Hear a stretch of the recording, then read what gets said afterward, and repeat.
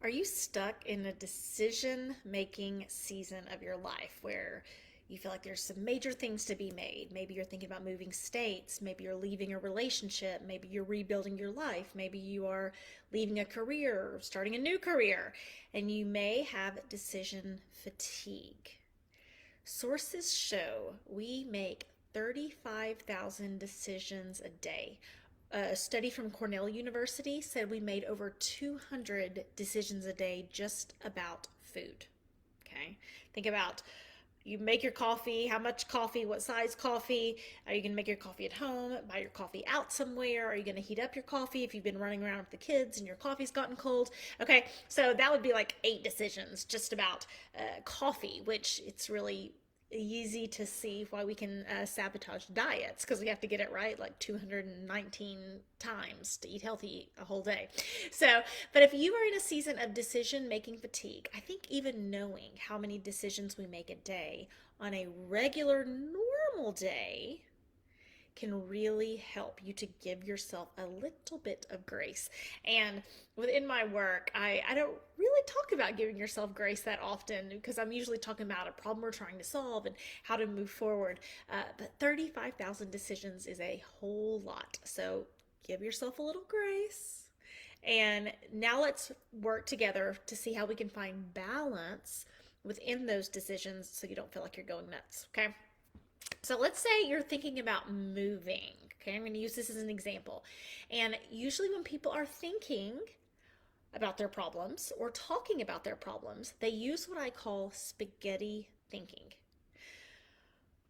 I don't know if I should move or if I shouldn't move. I'm not sure if my kid's going to come with me, and I'm really nervous about it. I'm going to have to get a new job, and where am I going to live? And am I going to have any friends there? Am I not? And what will I like it? Is it really worth it? How much is it going to cost me to move? Okay, you can see that that was a spaghetti problem. That person was stuck in spaghetti thinking, and they actually talked about like 10 problems all together at once. But each action plan needed to solve those problems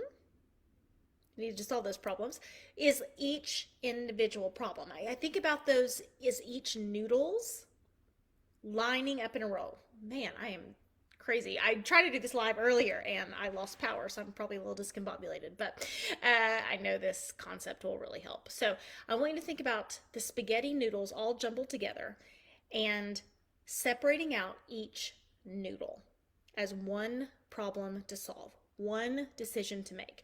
Not 15 noodles all jumbled together where you don't know where to start. That's going to cause more decision fatigue and cause you to stall out, stop, have anxiety. You can't trick your nervous system. Your nervous system knows there's a problem to be solved and it knows you're ignoring it. Okay? So we're going to take those thoughts and problems from spaghettis to waffle problems. Spaghetti to waffle problems. Okay? And within a waffle problem, each individual square is its own problem. So it's not 15 problems jumbled all together.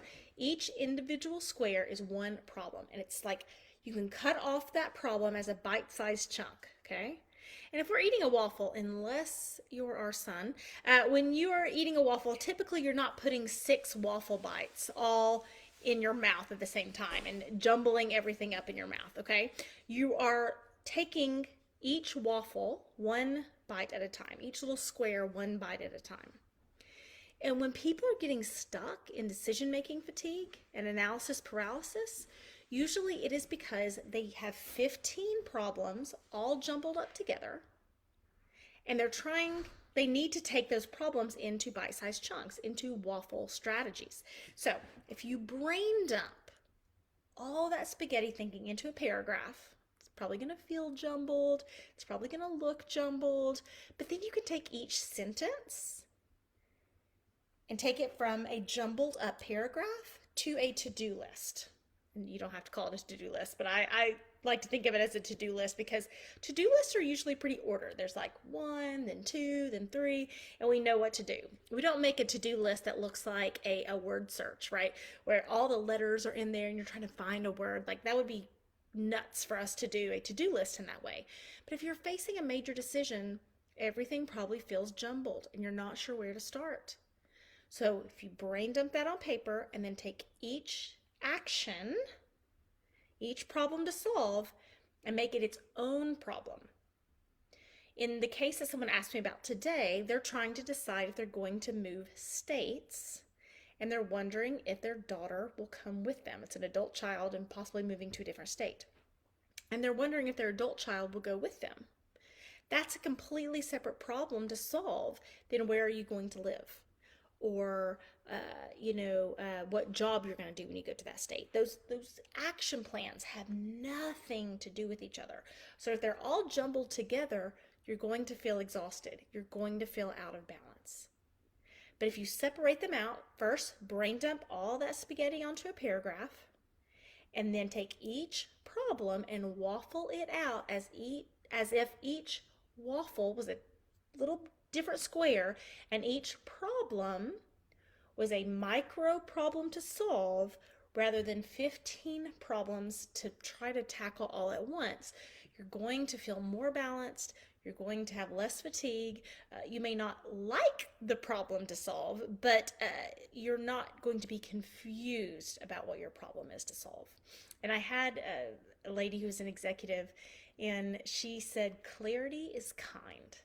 And she was talking about clarity towards people that that worked for her, and talking about when she was talking to her employees to make sure that she was as clear as possible. And she said, clarity is kind.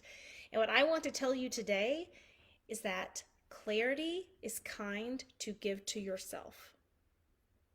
When we talk about self-love, we talk about affirmations, we talk about,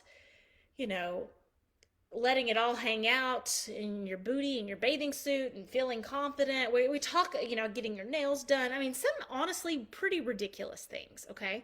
But when we talk about clarity is kind in regards to true self-love, which is giving yourself the gift of clarity, so you're not stuck in indecision, you're not stuck in analysis paralysis, you're not stuck in decision fatigue, then you can finally move forward. I hope that helps.